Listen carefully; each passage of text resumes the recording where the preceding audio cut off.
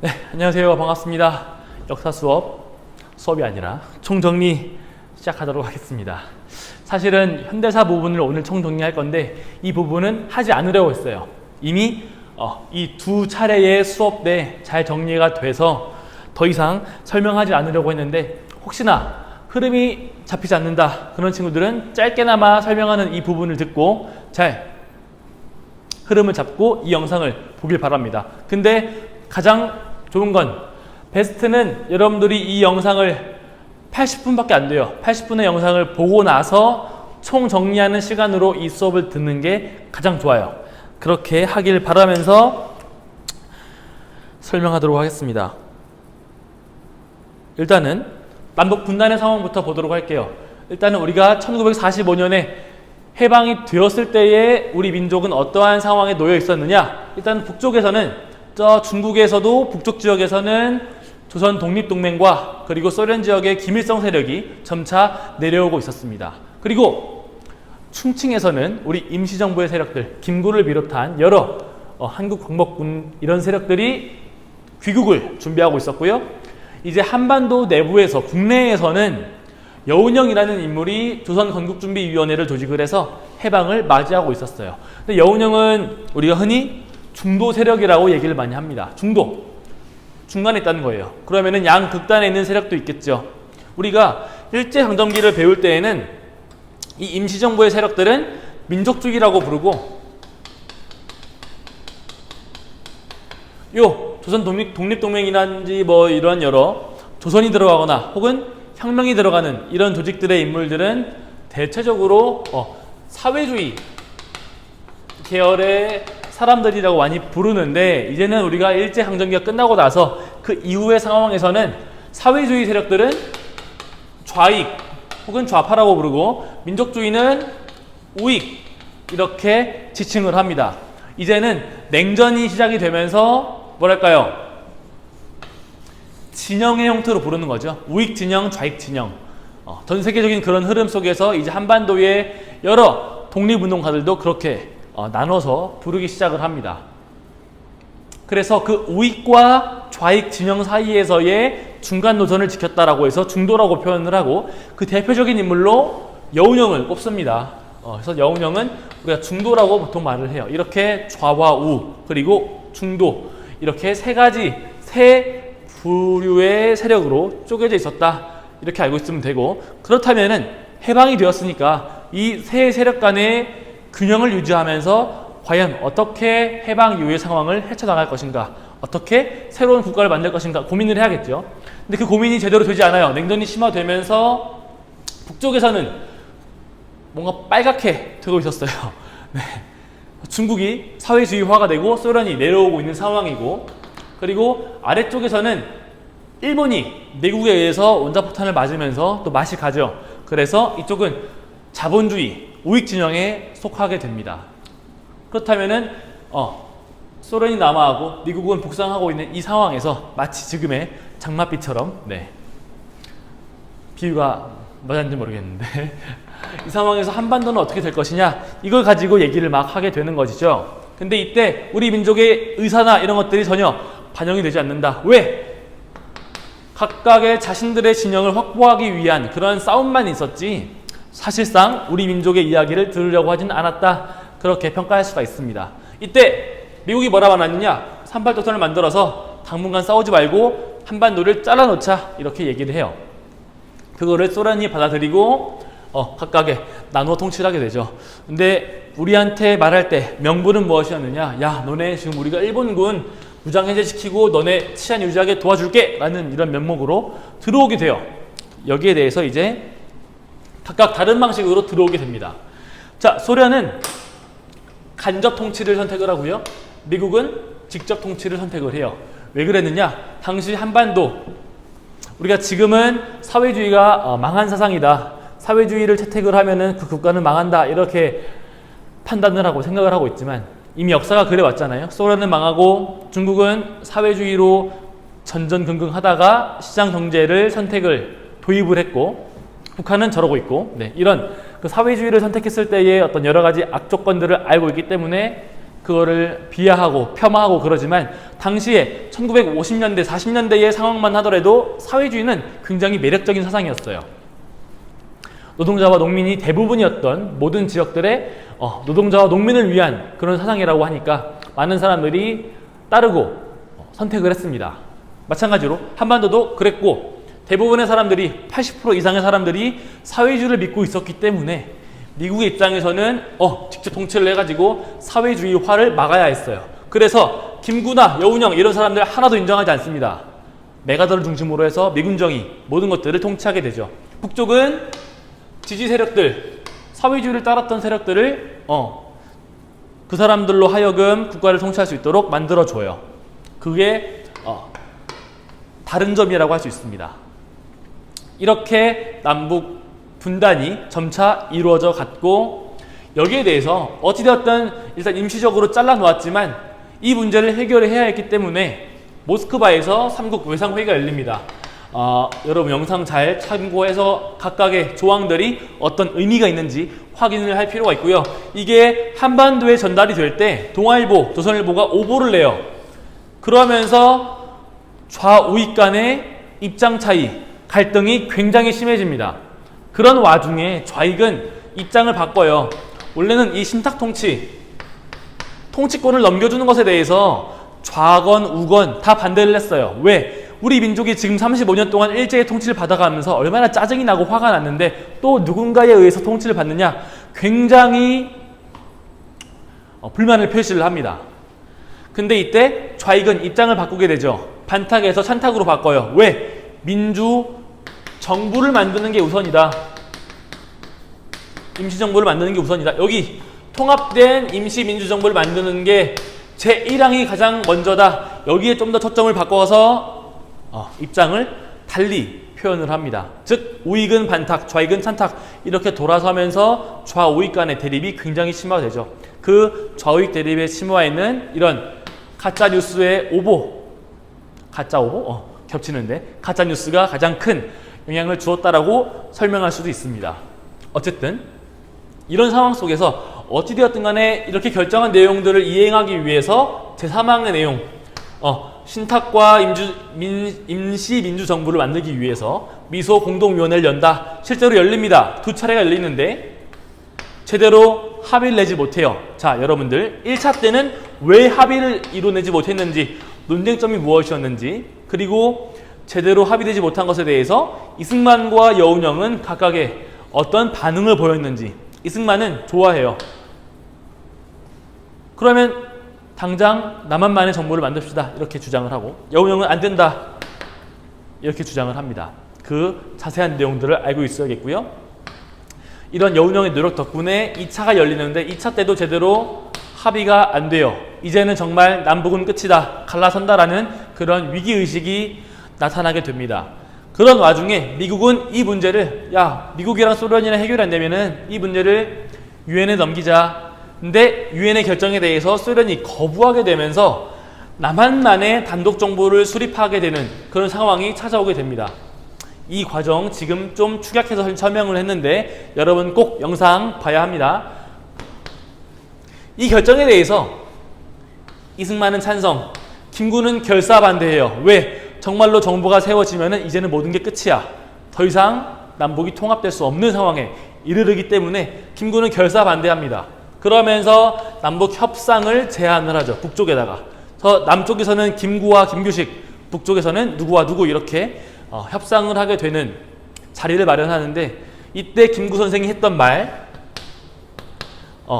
제가 그림도 그려놨죠. 네, 나는 삼팔도선을 베고 쓰러질지언정 절대 단독 정부 만드는 데에는 협력하지 않겠다 이렇게 얘기를 한다고 했었죠. 중요한 유명한 말입니다. 물론 그런 노력을 했음에도 불구하고 그렇게 큰 효과는 없었어요. 네, 이렇게 김구 선생의 활동들이 있었고, 그리고 여러 지역에서도 단독 정부 수립에 반대하는 그런 시위 항쟁들을 벌이곤 했습니다. 특히 제주 4.3 사건, 그리고 이것을 이승만이 무력 진압하는 과정 속에서 여순 사건이 발생을 했고요. 둘 다 무엇이 가장 큰 문제였느냐? 국가 공권력이 너무나 남용이 돼서 무고한 희생자를 낳았던 그런 사건들의 이 대표적인 사례가 됩니다. 그래서 다시는 그런 일이 발생하지 말아야겠죠. 국가 공권력이 함부로 쓰여서 무고한 희생을 낳아서는 안 됩니다. 그래서 이때 희생되신 분들을 위한 법이 2000년에 만들어져요. 제주 4.3 사건 때 희생이 되었던 많은 사람들을 피해자들에 대한 어떤 명예회복 그리고 진상을 규명하는 그런 법들, 특별법이 만들어집니다. 2000년이 돼서야. 네. 어쨌든 늦기는 했지만 그렇게 법이 만들어지고 또 2005년, 6년 이때 무렵에는 대통령이 직접 사과도 하고 뭐 그랬던 시기가 있었습니다. 네. 그렇게 여러분들이 알고 있으면 될 것 같고요. 여기까지가 그래서 1945년부터 남북 협상이 있었던 1948년까지의 상황이에요. 이 사건을 겪었음에도 불구하고 이승만 정권 미군정에서는 그대로 남한만의 단독 선거를 치르기로 결정을 하고 실제로 48년에 단독 선거를 해서 국회가 만들어지고 그 국회에서 이승만을 선출을 합니다. 여기까지가 48년까지의 상황이었어요. 이렇게 정리하면 될 것 같습니다. 일단 한번 정리하고 또 다음 내용 하도록 하겠습니다. 자, 한 가지 수정만 하고 다음 수업 계속 하도록 하겠습니다. 3페이지 하단에 보면은 정리자료 우리 하단에 보면은 순서 문제가 하나 나와 있죠. 네, 근데 뭔가 하나가 잘못되어 있어서 수정을 좀 하겠습니다. 봉오동, 청산리, 간도참변, 자유참변 그리고 삼부 통합운동이라고 나와 있는데 삼부 통합이라고 하기에는 좀 그렇죠. 왜? 뒤에 참, 정, 신 이게 있으려면은 3부 통합이 먼저가 아니라 일단 3부가 성립이 돼야겠죠. 그래서 3부 통합운동을 3부 성립으로 고쳐주면은 좋을 것 같아요. 네, 그렇습니다. 네, 이제 그러면 그 이후의 상황을 보도록 할게요. 전화가 와서 촬영한 거를 날려먹었네요. 네, 다시 보도록 하겠습니다. 6.25 전쟁부터 보도록 할 건데요. 전쟁 과정도 중요하긴 하지만 그것보다 더 중요한 것은 이 전쟁이 왜 발생했는지 그리고 그것의 결과와 의의는 무엇이 있는지를 아는 게 더 중요합니다. 왜? 전쟁사를 배우는 이유는 우리가 전쟁을 방지하고 평화 질서를 만들기 위해서예요. 다시는 전쟁이 발생하지 않도록 하기 위해서 우리가 전쟁사를 배우는 거예요. 전쟁이 났을 때 누가 얼마나 뭘 죽였고 얼마나 성과를 올렸고 이게 중요한 게 아닙니다. 네. 요즘에 그런 뉴스가 가끔 올라오는 것 같아가지고 조금 짜증이 나서 네, 그랬고요. 배경은 알 필요가 있어요. 4개나 있습니다. 일단은 전쟁이 터지기 직전에 이미 38도선에서 크고 작은 충돌들이 있어 왔어요. 그리고 소련과 중국이 북한을 지원하겠다고 약속을 해줍니다. 그리고 세 번째로는 국제적으로 남북뿐만이 아니라 냉전 체제가 심화돼 가고 있으면서 남북 간에도 긴장이 올라가고 있었고 또 미국의 국무장관이었던 애치슨이라는 인물이 태평양 방어선에서 남한을 빼버리겠다고 발표를 합니다. 이게 고의적이었는지 뭐였는지 모르겠는데 이것으로 인해서 6.25 터질 빌미가 제공이 되었다 이렇게 평가하기도 합니다. 그래서 이렇게 크게 4가지 정도로 알고 있으면 되고요. 의는 아까 말했듯이 전쟁사를 배우는 목적에 대해서 우리가 고민을 해보면은 알 수 있지 않을까 충분히 생각해 볼 수 있지 않을까 생각이 들고 그리고 결과가 있었죠. 우리 6.25 전쟁이 끝나고 나서의 결과 일본은 어땠는지 남북은 어땠는지 각 남북의 정권은 어땠는지 또 우리의 정말 우리 같은 사람들 일반 사람들은 어땠는지 고아와 이산가족의 문제 그런 것들이 있었습니다. 쭉 확인해 보도록 하십시오. 그 다음에 이승만입니다. 이승만은 48년에 대통령이 돼요. 이때는 간선제였어요. 근데 이 48년과 52년 중간에 6.25도 있었고 그리고 김구 암살 또 4.3 사건, 여순 사건 이런 것들을 거치면서 이승만에 대한 불신, 불만, 우려, 걱정 이 모든 것들이 표출이 되면서 국회의원들이 이승만을 불신하기 시작을 합니다. 그러면서 다음에는 뽑히지 않겠는데 라고 생각한 이승만이 법을 한번 뜯어 고쳐요. 직선제로 국민은 날 도와주겠지. 도와주긴 합니다. 네, 그래서 당선이 돼요. 2번을 했으면 더 이상 못하는데 한 번 더 하고 싶었어. 그래서 56년 선거가 있기 전에 4.4 5입 개헌을 해서 초대 대통령에 한해서는 중임 제한 2번까지 할 수 있는 제한을 아예 없애버립니다. 그래서 영구집권을 마음먹으면 할 수 있도록 법을 바꿔놔요. 발췌와 4.4 5입 개헌이라는 이 명칭 꼭 기억하길 바랍니다. 그래서 어찌되었든 간에 56년에도 당선이 돼요. 자, 1번, 2번, 3번, 그리고 60년에 한 번 더 나갑니다. 이때는 온갖 부정을 저질러요. 왜? 국민들도 아는 거야. 아, 이 사람 너무 장기 집권하는 거 아니야? 우리 헌법 질서랑 맞지 않잖아? 그러면서 불만을 굉장히 많이 가지고 있었고 실제로 다른 쪽에 투표를 많이 하려고 했던 모양이었어요. 그래서 부정선거를 합니다. 이승만이. 근데 이 부정선거에 대해서 우리 국민들이 점점 항의를 표현을 하죠. 그게 마산에서 시작이 됩니다. 근데 이 마산에서의 시위를 전국적으로 확대시킨 사건이 하나가 있었는데 고등학생이었던 김주열 군이 눈에 최루탄을 맞은 채로 사망해서 마산 앞바다에서 발견이 돼요. 그 모습을 확인을 했던 우리 국민들이 이제 너도 나도 할 것 없이 전국에서 시위를 하게 되는 것이죠. 즉, 이 4.19 혁명의 시작은 여러분 나이 또래의 학생들이 중심이 돼가지고 시작이 됩니다. 뭐 김주열 군은 고등학생이었지만 초등학생, 중학생, 여러분 나이 또래의 모든 학생들이 다 참여를 해요. 그래서 여러분 교과서에 보면은 한 여학생이 남긴 편지가 있어요. 부모님께. 그 시위를 나가기 전에 뭐 어머님 뵙지 못하고 가게 돼서 정말 죄송합니다. 그렇지만 저는 가야겠습니다. 뭐 많은 사람들이 희생을 했습니다. 저도 그렇게 될 것 같습니다. 못 뵈고 가서 정말 죄송합니다. 이런 식으로 편지를 써놨어요. 그 편지 내용을 꼭 기억을 하고 여러분도 공감해 보길 바랍니다. 그래서 이 시위는 4.19 혁명은 이렇게 여러분 나이 또래의 학생들이 모여서 시작이 되었고 점점 전국 모든 계층에 다 확대가 돼서 마지막에는 대학 교수들도 시위에 참여를 합니다. 그래서 이것들을 확인을 했던 이승만이 미국으로 망명을 가죠. 하야하겠다고 선언을 하고 미국으로 갑니다. 이렇게 해서 이승만의 12년 독재 정권은 끝이 났고요. 이렇게 해서 그 다음에는 정말 우리 헌법 질서에 따라서 뭔가 사회가 제대로 바뀌어 나갔어야 했는데 이 틈을 또 박정희 정권이 군대를 끌고 와서 비집고 들어와서 정권 권력을 차지하게 됩니다. 그러면서 약 2년 동안 군정을 실시를 해요. 이때 경제성장과 반공이라는 것을 구호로 내세우고 민정으로 바꾸게 돼요. 즉 이제 정식으로 선거를 치러가지고 대통령 선거에 나와서 당선이 되는 그런 방식을 채택을 하죠. 그래서 실제로 63년에 당선이 돼요. 이 두 가지 구호를 내걸고 어쨌든 뭔가 하겠다고 하니까 표를 얻습니다. 그리고 경제성장 자금을 마련하기 위해서 두 가지 활동들을 하죠. 이거 꼭 기억하십시오. 뭘 했는지 여러분들. 그리고 67년에 그런 효과를 봐서 한 번 더 당선이 됩니다. 그럼 이렇게 2번 했으면은 물러나야 돼요. 근데 또 더 하고 싶은 마음에 법을 개헌을 합니다. 69년에 3선 개헌을 해요. 3번까지 할 수 있다. 이런 식으로. 근데 그런 작업들을 하기 전에 68년에 어떤 작업을 하냐면은 국민교육헌장이라는 걸 만들어요.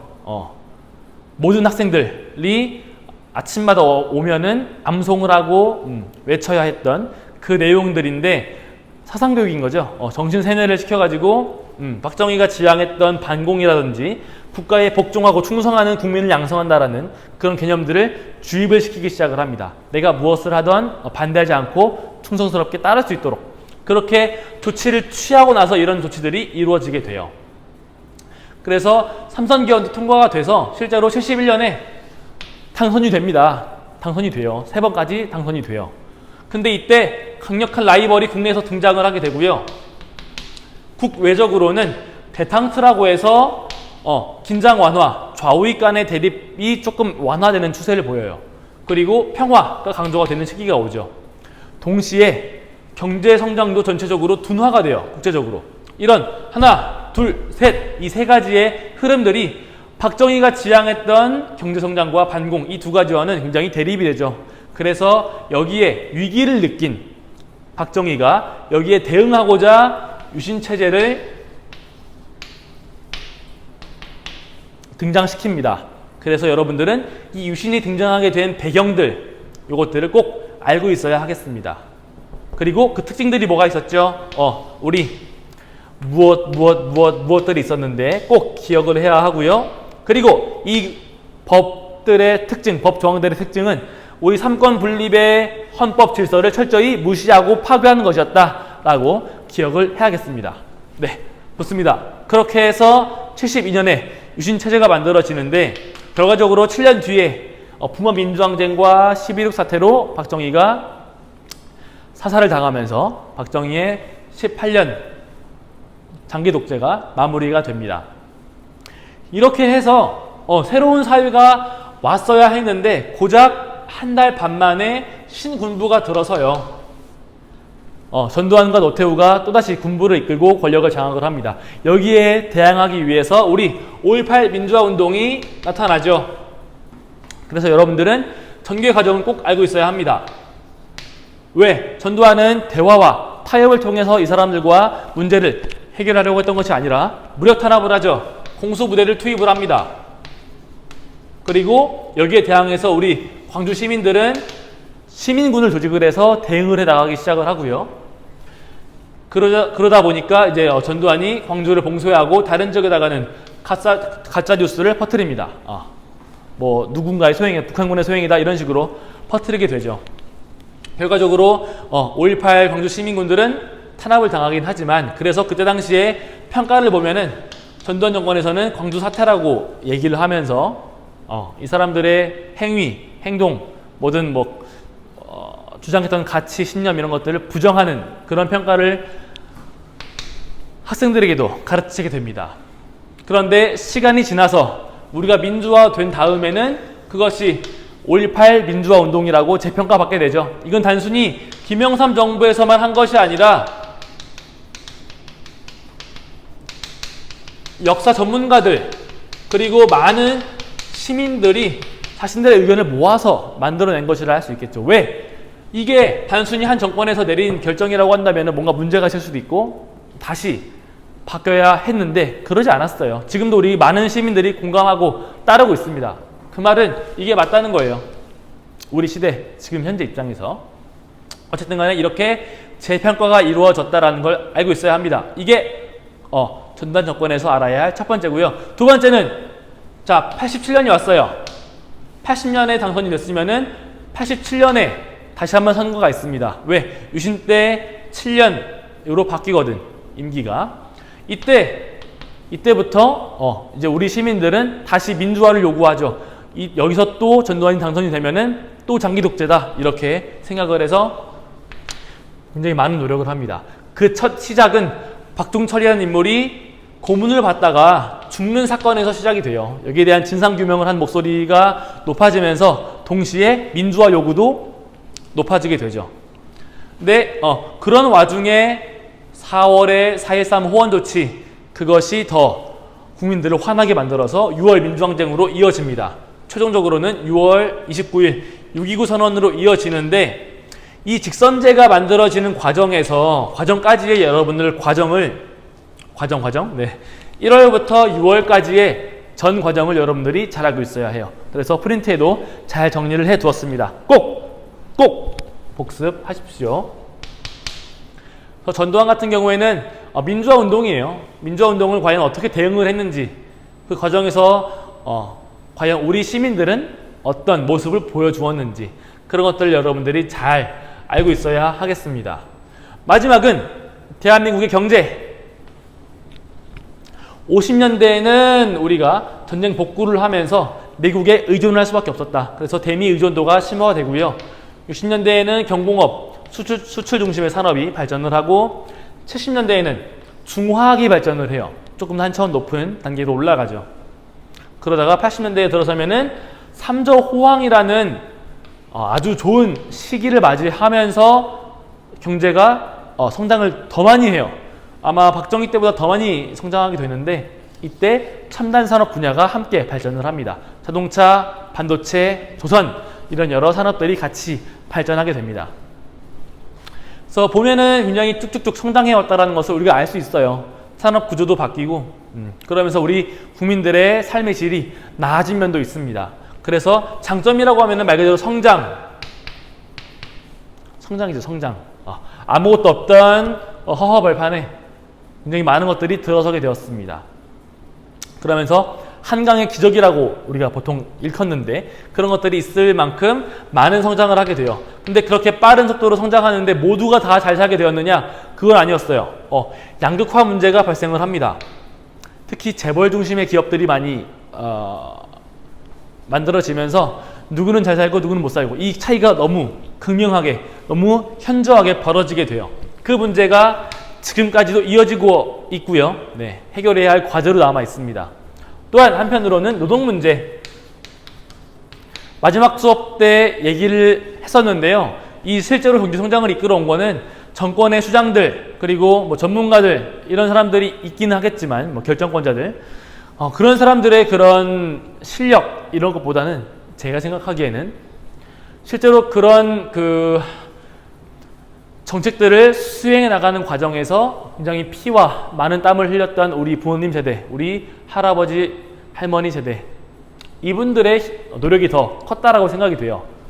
그래서 많은 노동 문제가 발생을 합니다. 저임금 그리고 장시간 노동의 그런 환경 속에서 굴하지 않고 묵묵히 열심히 일해 오신 그분들의 희생이 있었기 때문에 우리가 이렇게 성장할 수가 있었는데 그 문제가 문제라면 문제겠죠. 해결해야 할 문제였습니다. 그리고 지금도 이 문제가 남아있기는 합니다. 그래서 여러분들이 장점과 단점을 잘 구별해서 알고 있어야 하겠습니다. 이렇게 정리를 했고요. 마무리 인사는 다음에 기회가 있으면 따로 하도록 하겠습니다. 얼른 복습하십시오. 이상 하겠습니다. 고맙습니다.